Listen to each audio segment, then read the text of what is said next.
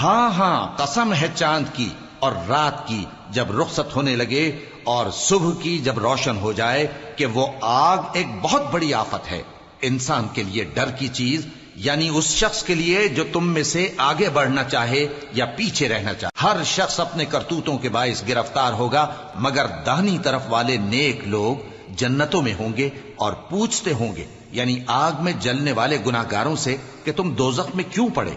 وہ جواب دیں گے کہ ہم نمازیوں میں شامل نہ ہوئے اور نہ ہم فقیروں کو کھانا کھلاتے تھے اور ہم بحث کرنے والوں کے ساتھ مل کر بحث کرتے تھے اور روز جزا کو جھٹلاتے تھے یہاں تک کہ ہمیں موت آ گئی۔ تو سفارش کرنے والوں کی سفارش ان کے حق میں کچھ فائدہ نہ دے گی۔ ان کو کیا ہوا ہے کہ نصیحت سے روگرداں ہو رہے ہیں، گویا گدھے ہیں کہ بدک جاتے ہیں جو شیر سے ڈر کر بھاگ جاتے ہیں۔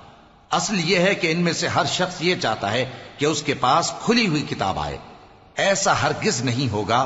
حقیقت یہ ہے کہ ان کو آخرت کا خوف ہی نہیں۔